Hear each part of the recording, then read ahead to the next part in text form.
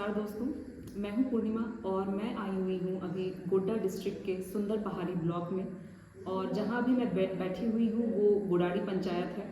और आज हमारे साथ हैं बहुत ही खास मेहमान कमलेश पहाड़िया सर। और कमलेश्वर पहाड़िया सर जो हैं वो बेसिकली अखिल भारतीय आदिम जनजाति विकास समिति के संगठन सचिव हैं और ये हिल असेंबली के प्रवक्ता भी हैं। साथ ही गोडाड़ी पंचायत के मुखिया भी हैं और पिछले 15 साल से जो सर हैं वो इस जनजाति के लिए काम कर रहे हैं, लगातार काम कर रहे हैं, सहयोग कर रहे हैं। तो बेसिकली आज जो हम यहाँ पे इंटरव्यू करने वाले हैं ये हम यहाँ पे जानेंगे कि आखिर ये जो सौरे पहाड़िया और माल पहाड़िया है जो कि एक प्रिमिटिव ट्राइबल ग्रुप है, इनका क्या हिस्ट्री रहा है, किस तरह से यहाँ पे आके सेटल हुए और किस तरह से ये इंटरैक्ट करते हैं हमारी सोसाइटी के साथ, और आखिर क्या इम्प्रूवमेंट, क्या वीकनेसेस आखिर रह गई है और उसको किस तरह से हम उसको इम्प्रूव करें आने वाले टाइम में। तो ये सारी ही बातें हम इस इंटरव्यू के थ्रू आप तक लाना चाहेंगे, आप तक पहुंचाना चाहेंगे। तो नमस्ते सर। नमस्ते। तो मैं आपसे कुछ सवाल पूछने वाली हूँ। जैसे कि हम जानते हैं कि ये जो सौरे पहाड़िया और माल पहाड़िया है ये एक प्रिमिटिव ट्राइबल ग्रुप है। हाँ, तो प्रिमिटिव ट्राइबल ग्रुप्स में काफ़ी सारे हम जो पढ़ते हैं काफ़ी इश्यूज देखने को मिलते हैं। तो सबसे पहले सर आप हमें ये बताइए कि आखिर क्या इतिहास रहा है सौरे पहाड़िया और माल पहाड़िया ट्राइब का। सौरे पहाड़िया और माल पहाड़िया का इतिहास तो काफ़ी पुरानी है और इस क्षेत्र के दामिन आइको क्षेत्र के मूल निवासी सौरे पहाड़िया और माल पहाड़िया है। पुराना बहुत ऐतिहासिक ट्राइबल है जिसको आज की सरकार अपना पुराना इतिहास में दर्ज की है और मानती है ये मूलवासी यहाँ के ट्राइबल ही हैं। अच्छा, और कितना पुराना आप बता सकते हैं कि कब से यहाँ पे रह रहे हैं भारत में? ऐसे भारत में हमारा ऐतिहासिक अनुसार हम 6000 साल से भी आगे से हैं, लेकिन अभी का इतिहास में दर्शाया है कि ईसा पूर्व 302 ईस्वी से साबित है यहाँ के पहाड़िया मूलवासी। अच्छा, ओके। तो सर ये जो सौरे पहाड़िया और जो माल पहाड़िया है, क्योंकि दोनों के ही नाम में पहाड़िया लगा हुआ है, तो आखिर अंतर क्या है इन दोनों ट्राइब्स में? अंतर इसलिए किया गया है कि अंग्रेजों के समय में वो यहाँ के अशिक्षित के कारण अंग्रेज का जो सवाल था कि जो सवाल करना था, नाम पूछना था, उस जगह में जैसा समझ में आया बताया वैसे अच्छा नामकरण हो गया। अच्छा। पहले सौर मौर्य शासन काल में सौरिया सभी था पहाड़िया। अच्छा।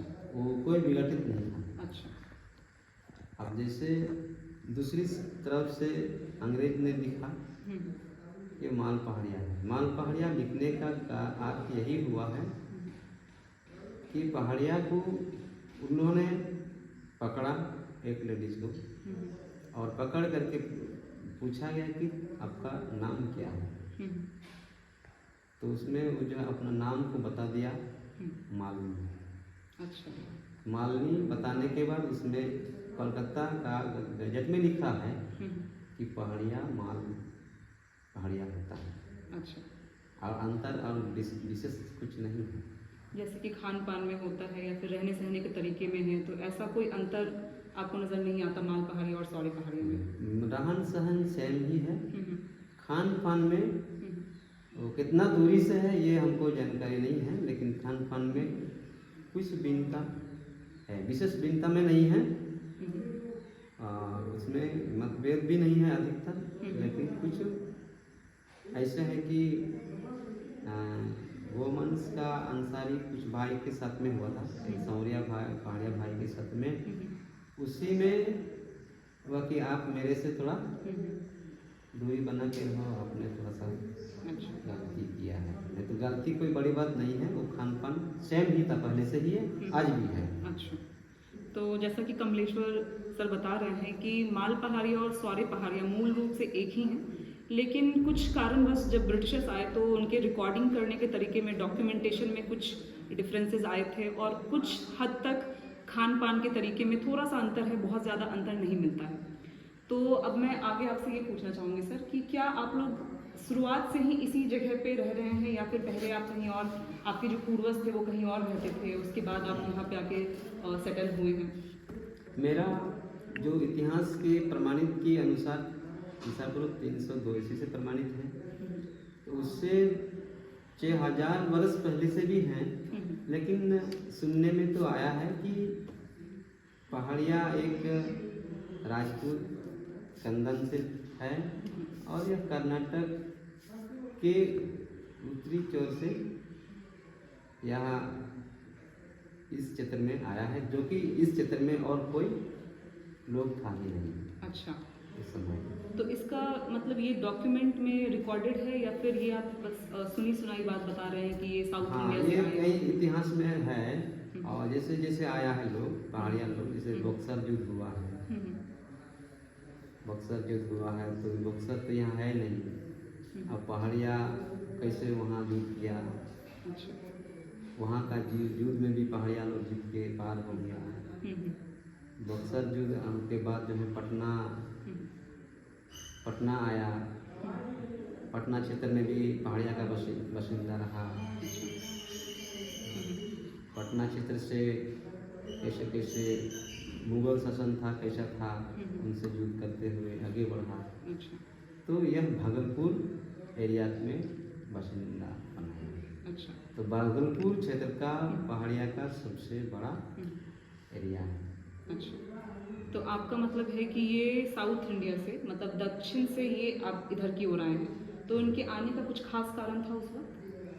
अब उसका कारण तो ये उतना जानकारी नहीं है, लेकिन क्योंकि बहुत पुरानी बात है, इसे लेकर के वो कैसे, लेकिन इतना ही जानते हैं कि ईसा पूर्व 302 ईस्वी से इस जगह में अच्छा, रह रहा है, यहाँ पे संथाल परगना में। संताल परगना में रह रहा है। अच्छा, ठीक है।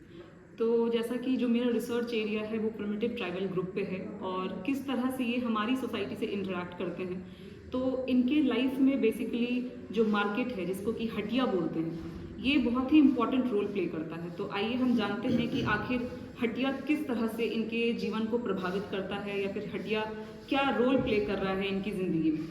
तो बताइए सर, हटिया किस तरह से आप लोग के जीवन में प्रभाव डाल रहा है?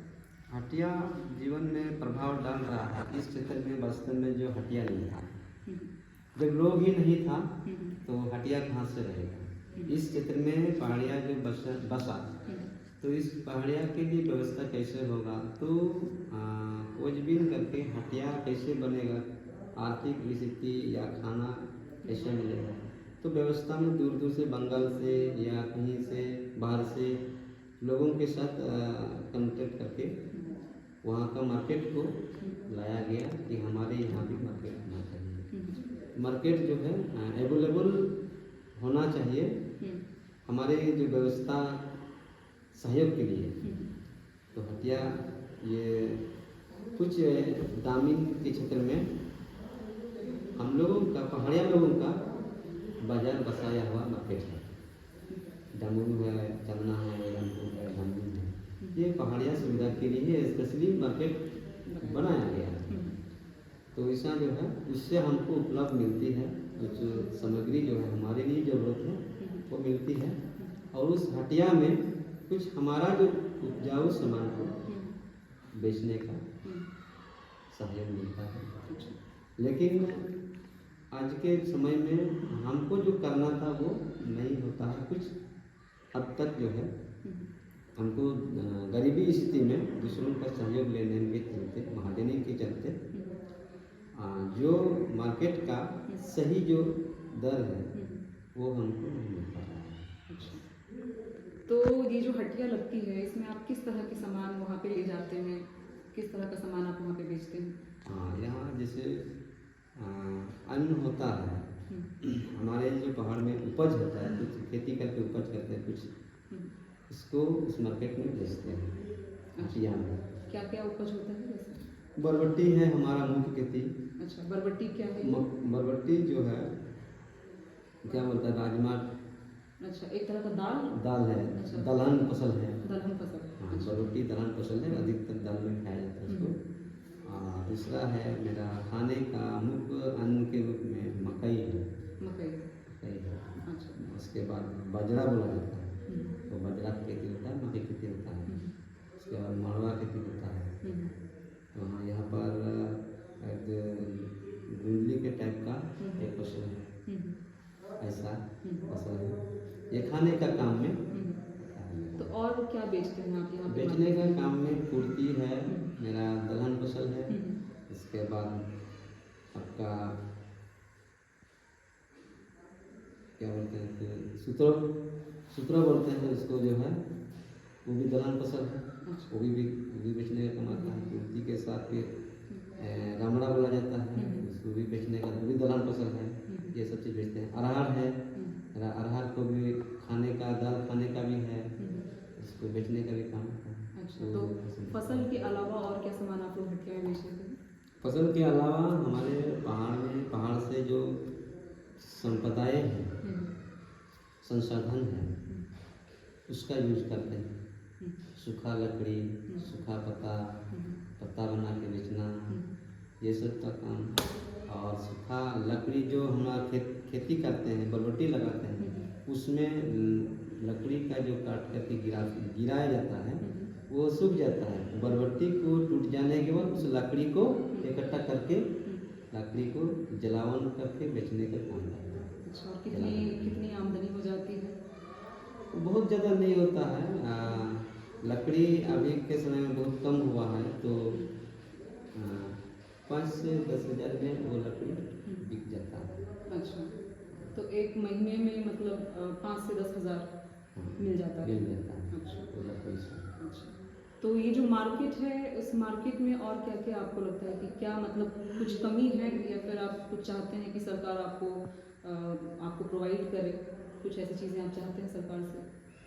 हाँ, सरकार से तो यही चाह रहे हैं कि हमारे मार्केट को हमारे अनुरूप कुछ कोऑपरेट किया जाए तो बहुत बेहतर होगा। जैसे कि हम लोगों ने जानने को सुनने को मिला है कि होलसेलर मार्केट है, तो होलसेलर मार्केट तक मेरा फसल जो है अच्छा दाम में बिकने के लिए जाए, और वहाँ तक जाने का सुविधा उनको मिले, और खेती के समय में खेती करने का कुछ सहयोग मिलना चाहिए, अनुदानित सहयोग मिलना चाहिए। अच्छा, तो सर के हिसाब से ये जो बोल रहे हैं कि क्योंकि यहाँ पे मैं भी खुद आ रही हूँ, यहाँ पे कोई कनेक्टिविटी नहीं है यहाँ पे आने के लिए, मैं खुद अपनी पर्सनल व्हीकल से आई हूँ, तो इनका कहना यही है कि जब ये खेती करते हैं तो खेती करते वक्त इनको कुछ सुविधाएं उपलब्ध करी जाए, पानी के रूप में या फिर खाद के रूप में, या फिर ये जो सामान अपना है, जो फसल है, ये इसको ठीक तरीके से इसको ट्रांसपोर्ट कर पाएँ, तो उसके लिए कनेक्टिविटी की बात इन्होंने की।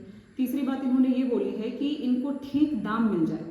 जो ये सामान ले जाके अपने मार्केट में, हटिया में बेचते हैं, तो उनको सही दाम नहीं मिल पाते हैं, क्योंकि कई बार बिचौलिए जो होते हैं वो इनसे कम दामों में खरीदते हैं और उसके बाद फिर वो जाकर के उसको महंगे दामों में बेच देते हैं। तो इस बीच में जो इनको है वो सही दाम नहीं मिल पाता है। तो इनकी मांग यही है कि एक कोऑपरेटिव की ऑर्गेनाइजेशन हो, ताकि ये डायरेक्ट जाके वहाँ पे बेचे और इनको सही दाम इनको मिल पाए। सर, और कुछ आप बताना चाहेंगे कुछ अपने जनजाति के बारे में, सॉरी पहाड़िया, माल पहाड़िया के बारे में कुछ नई चीज़ें हमसे आप शेयर करना चाहेंगे? हाँ, हम तो शेयर यही करेंगे कि जो हमारी जो मांग है वो सरकार तक पहुंच जाए, तो वो सुविधा मिले। और जो यहाँ पर पहाड़िया बहुत ही दयनीय स्थिति में है, हमारे साथ में खाने के साथ साथ पीने का पानी भी सही तरीके से उपलब्ध में नहीं है, जो कि पेयजल आज की सरकार सभी गांव में दे रही है, लेकिन वो सक्सेसफुल नहीं होता है। झरना बनाता है, बन जाता है, तो झरना से वो डिस्ट्रिक्ट से बनाती है पेयजल विभाग, तो आधा अधूरे झरना बनाती है और कैसा मटेरियल लगा लेती है, तो खराब हो जाता है जल्दी, फिर वो काम यूज में नहीं आता, फिर हमको वही झरना का उपयोग करना पड़ता है। तो पानी की समस्या का, ये पानी की समस्या है, और बहुत पहाड़िया के पास रहने के लिए आवास नहीं है, आवास बन नहीं पा रहा है। सरकार सहयोग करती है, मगर लेकिन कल इसका कॉस्टली बहुत ज़्यादा है और गांव तक जाने के रोड नहीं है और मटेरियल उपलब्ध नहीं है। तो जितना कम पैसा है उस पैसा में मजबूत आवास नहीं बना पाता है। ये समस्या रहने का। तीसरी समस्या हमारे साथ है कि यहाँ के जो हम लोग 3 ट्राइबल्स हैं। बोला जाता है कि माल पहाड़िया, सौरिया पहाड़िया, कुमारवाड़ पहाड़िया, 3 पहाड़िया में डाइविड किया गया है, जिसमें से कुमारवाड़ पहाड़िया को प्रिमिटिव ट्राइबल में सिलेक्ट नहीं रखा गया। तो इसीलिए करके कि उसको जॉब जो मिल रहा है तो कास्ट सर्टिफिकेट के आधार पर उसका जांच प्रतिवेदन करने से और जॉब नहीं ले पाता है कि ट्राइबल का प्रिमिटिव ट्राइबल का जो फैसिलिटी है उससे वो वंचित रहता है। तो हमने आपके माध्यम से यह बात रखेंगे कि वो भी हमारे ही पहाड़िया है और साथ हैं, भाई हैं, तीनों एक साथ पहाड़िया एक जगह में रहते हैं, इसमें कोई किंतु परंतु में नहीं है, लेकिन उसको किसी कारणवश जो है वंचित किया गया था। अभी ट्राइबल में है लेकिन प्रिमिटिव ट्राइबल से वंचित नहीं रखा। फैसिलिटी हालांकि दिया जा रहा है, लेकिन ऐसा कुछ आता है कि नहीं। आप कुछ झारखंड में 9 आदिम जनजाति को सिलेक्ट किया गया, तो 9 आदिम जनजाति या 8 आदिम जनजाति सिलेक्ट किया गया है, तो उस सूची में से वो कुमारवाड़ पहाड़िया पर्चा में दर्ज है। तो वह अपना कास्ट सर्टिफिकेट बनाता है तो कुमारवाड़ का पर्चा सर्टिफिकेट बनता है, तो उस आदिम जनजाति का फैसिलिटी बनती है। तो इनका कहना है कि सौर्य पहाड़िया और माल्य पहाड़िया इनको तो प्रिमिटिव ट्राइबल ग्रुप में इंक्लूड किया गया है, लेकिन जो कुमार भाग्य पहाड़िया हैं जिनका की रहन सहन और जो सोशल इकोनॉमिक कंडीशन है वो बिल्कुल सौर्य पहाड़िया और माल पहाड़िया की तरह ही है, लेकिन वो वंचित रह गए हैं प्रिमिटिव ट्राइबल ग्रुप की क्लासिफिकेशन से। तो इनकी मांग ये भी है, क्योंकि वो भी सेम कंडीशन में है, सेम स्थिति है उनकी, तो उनकी मांग ये है कि उनको भी इंक्लूड किया जाए प्रिमिटिव ट्राइबल ग्रुप में, क्योंकि कुछ फैसिलिटीज़ जो है सरकार की तरफ से प्रिमिटिव ट्राइबल ग्रुप्स को ज़्यादा दी जाती हैं as compare to other tribes. So thank you so much sir. आपने और एक शहर है कि हमारी जो व्यवस्था विधि व्यवस्था है यहाँ का, चूँकि आज़ादी से पहले से या ईसा पूर्व 382 से जो मूलवासी हैं, और हमने जो किताब में देखा है कि जनजाति विधि व्यवस्था के तहत केंद्र सरकार जो है अपना संविधान तैयार किया है, तो उसी व्यवस्था को हम लोग पुनः जो है पुनर्वास करना चाह रहे हैं कि नहीं, पहाड़िया का व्यवस्था जो था, जो सरदार का वेतन था 15 रुपया, नायक का वेतन था 10 रुपया, प्रधान का वेतन था 5 रुपया, ऐसा कुछ था। और उसमें ग्राम प्रशासन समिति जो है, जो गांव को चलाने के लिए, तो उस व्यवस्था में देख रहे हैं और मुंडा मन की लोगों को कुछ फैसिलिटी दे रहा है। तो यह संथाल परगना के मूलवासी या प्रिमिटिव ट्राइबल का जो व्यवस्था विधि व्यवस्था है उसको बहाल करके और उसको सुरक्षित रूप से रखा जाए, ऐसा मेरा शेयर। तो उन्होंने काफ़ी अच्छी बात बताई कि जिस तरह से इनकी व्यवस्था चल रही थी उसी व्यवस्था को पुनः फिर से इसको शुरू किया जाए, और ये रिक्वेस्ट कर रहे हैं गवर्नमेंट से कि इनकी जो डिमांड्स हैं वो कॉन्स्टिट्यूशन ऑफ इंडिया में इंक्लूड होनी चाहिए। कुछ चीज़ें जो ये बता रहे हैं उनको हम पुनः किस तरह से इंक्लूड कर सकते हैं, ये तो आपकी सरकार बताएगी समय के साथ। सो धन्यवाद सर, आपने यहाँ आए और हमसे इतना सारा कुछ शेयर किया और इतनी अच्छी इन्फॉर्मेशन दी, क्योंकि जो प्रिमिटिव ट्राइबल ग्रुप्स हैं भारत के, इसके बारे में बहुत कम जानकारी अवेलेबल है। खास करके जो सेंट्रल इंडिया के ट्राइब्स हैं इसके बारे में बहुत ही कम जानकारी अभी तक हमें मिल पाई है। तो हमारा इस पूरे टीम का हमारा मकसद यही है कि हम ज़्यादा से ज़्यादा इन्फॉर्मेशन इस ट्राइब के बारे में लोगों तक पहुंचा पाएँ, ताकि हम इनके विकास में और कल्याणकारी जो योजनाएं हैं वो इन तक सफलता रूप से पहुंच सके। सो thank you so much, thank you for watching.